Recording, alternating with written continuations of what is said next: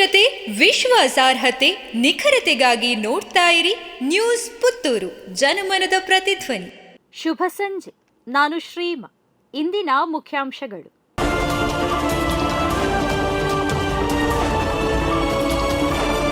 ಹಿಂದೂ ಕಾರ್ಯಕರ್ತರಿಗೆ ಗಡೀಪಾರು notice, police ದೌರ್ಜನ್ಯದ ಕುರಿತು ಬಿಜೆಪಿಯಿಂದ ಮಾಹಿತಿ ಸಂಗ್ರಹ ಸಭೆ. ಭಾರತೀಯ ಜನತಾ ಪಾರ್ಟಿ ದಕ್ಷಿಣ ಕನ್ನಡ ಜಿಲ್ಲೆಯ ವತಿಯಿಂದ ಹಿಂದೂ ಕಾರ್ಯಕರ್ತರ ಮೇಲೆ ಕೇಸು ದಾಖಲಿಸುತ್ತಿರುವುದು ಮತ್ತು ಗಡೀಪಾರು ನೋಟಿಸ್ ನೀಡಿರುವುದು ಹಾಗೂ ಪೊಲೀಸ್ ದೌರ್ಜನ್ಯದ ಕುರಿತು ಮಾಹಿತಿ ಸಂಗ್ರಹ ಸಭೆ ನಿನ್ನೆ ನಡೆಯಿತು.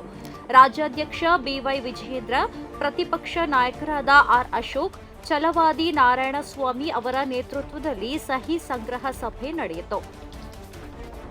ಹೊಸದಿಲ್ಲಿಯ ಫ್ರೆಂಡ್ಶಿಪ್ ಫಾರಂ ನೀಡುವ ಪ್ರತಿಷ್ಠಿತ ಗ್ಲೋಬಲ್ ಅಚೀವರ್ಸ್ ಪ್ರಶಸ್ತಿಗೆ ಡಾಕ್ಟರ್ ಎಂಎನ್ ರಾಜೇಂದ್ರ ಕುಮಾರ್ ಆಯ್ಕೆ.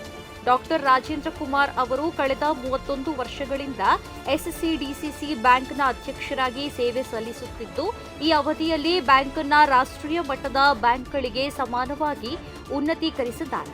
ಆಧುನಿಕ ತಂತ್ರಜ್ಞಾನವನ್ನು ಅಳವಡಿಸಿಕೊಂಡು ಗ್ರಾಮೀಣ ಮತ್ತು ನಗರ ಪ್ರದೇಶಗಳ ಜನರಿಗೆ ಬ್ಯಾಂಕಿಂಗ್ ಸೇವೆಯನ್ನ ಸಮರ್ಥವಾಗಿ ತಲುಪಿಸಿದ್ದಾರೆ. ಅವರ ನಾಯಕತ್ವದಲ್ಲಿ ಬ್ಯಾಂಕ್ ಕಳೆದ 18 ವರ್ಷಗಳಿಂದ ರಾಜ್ಯ ಸಹಕಾರಿ ಅಪೆಕ್ಸ್ ಬ್ಯಾಂಕ್ನಿಂದ ಅತ್ಯುತ್ತಮ ಕೇಂದ್ರ ಸಹಕಾರಿ ಬ್ಯಾಂಕ್ ಪ್ರಶಸ್ತಿ ಮತ್ತು ನಬಾರ್ಡ್ ಪ್ರಶಸ್ತಿಯನ್ನ ಸತತವಾಗಿ ಪಡೆದಿದ್ದು, ಇದೀಗ ಹೊಸದಿಲ್ಲಿಯ ಫ್ರೆಂಡ್ಶಿಪ್ ಫಾರಂ ನೀಡುವ ಪ್ರತಿಷ್ಠಿತ ಗ್ಲೋಬಲ್ ಅಚೀವರ್ಸ್ ಪ್ರಶಸ್ತಿಗೆ ದಕ್ಷಿಣ ಕನ್ನಡ ಜಿಲ್ಲಾ ಕೇಂದ್ರ ಸಹಕಾರಿ ಬ್ಯಾಂಕ್ ಹಾಗೂ ಕರ್ನಾಟಕ ರಾಜ್ಯ ಸಹಕಾರ ಮಾರಾಟ ಮಹಾಮಂಡಳದ ಅಧ್ಯಕ್ಷ ಡಾಕ್ಟರ್ ಎಂಎನ್ ರಾಜೇಂದ್ರ ಕುಮಾರ್ ಆಯ್ಕೆಯಾಗಿದ್ದಾರೆ. ಸಹಕಾರ, ಬ್ಯಾಂಕಿಂಗ್ ಮತ್ತು ಸಮಾಜ ಸೇವೆಯಲ್ಲಿ ಅವರ ಅನುಪಮ ಕೊಡುಗೆಯನ್ನ ಗುರುತಿಸಿ ಈ ಪ್ರಶಸ್ತಿಯನ್ನ ನೀಡಲಾಗಿದೆ. ಹಡಗಿನಲ್ಲಿ ಭೀಕರ ಅಗ್ನಿ ಅವಘಡ, 4 ಸಿಬ್ಬಂದಿ ನಾಪತ್ತೆ, 18 ಮಂದಿಯ ರಕ್ಷಣೆ, ಗಾಯಗೊಂಡವರಿಗೆ ಮಂಗಳೂರಿನ ಆಸ್ಪತ್ರೆಯಲ್ಲಿ ಚಿಕಿತ್ಸೆ. ಕೇರಳದ ಕೊಚ್ಚಿ ಕರಾವಳಿ ತೀರದಿಂದ ಸುಮಾರು 78 ನಾಟಿಕಲ್ ಮೈಲು ದೂರದಲ್ಲಿ ಸರಕು ಸಾಗಿಸುವ ಹಡಗಿಗೆ ಬೆಂಕಿ ಹತ್ತಿಕೊಂಡು ಭಾರೀ ದುರಂತ ಸಂಭವಿಸಿದೆ.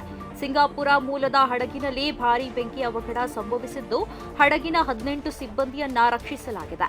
4 ನಾಪತ್ತೆಯಾಗಿದ್ದಾರೆ. ಕೇರಳದ ಕಣ್ಣೂರು ಜಿಲ್ಲೆಯ ಅಜಿಕಲ್ ಮತ್ತು ಕೊಚ್ಚಿಯ ಮಧ್ಯದಲ್ಲಿ ಈ ದುರಂತ ಸಂಭವಿಸಿದ್ದು, ಸಿಂಗಾಪುರ ಮೂಲದ ಕಂಟೈನರ್ ಹಡಗಿನ ಎಂವಿ ವಾನ್ ಹೈ 503ನಲ್ಲಿದ್ದ 22 ಸಿಬ್ಬಂದಿ ಹಡಗಿನಿಂದ ಸಮುದ್ರಕ್ಕೆ ಹಾರಿದ 18 ಮಂದಿಯನ್ನ ಭಾರತೀಯ ನೌಕಾಪಡೆ ಮತ್ತು ಕರಾವಳಿ ರಕ್ಷಣಾ ಪಡೆಗಳು ರಕ್ಷಿಸಿವೆ ಎಂದು ನೌಕಾಪಡೆಯ ಮೂಲಗಳು ತಿಳಿಸಿವೆ.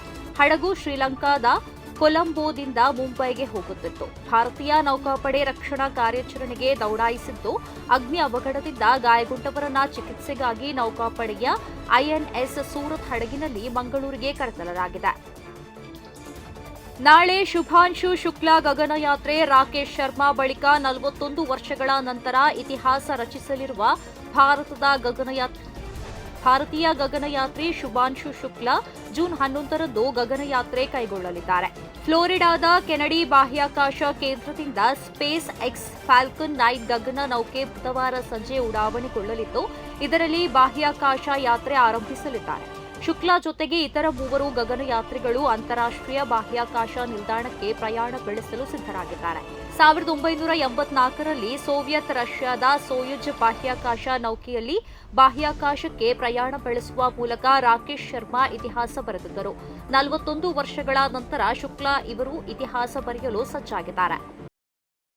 ಪ್ರತಿದಿನದ ಸುದ್ದಿಗಳಿಗಾಗಿ ನೋಡ್ತಾ ಇರಿ ನ್ಯೂಸ್ ಪುತ್ತೂರು, ಜನಮನದ ಪ್ರತಿಧ್ವನಿ. ಧನ್ಯವಾದಗಳು.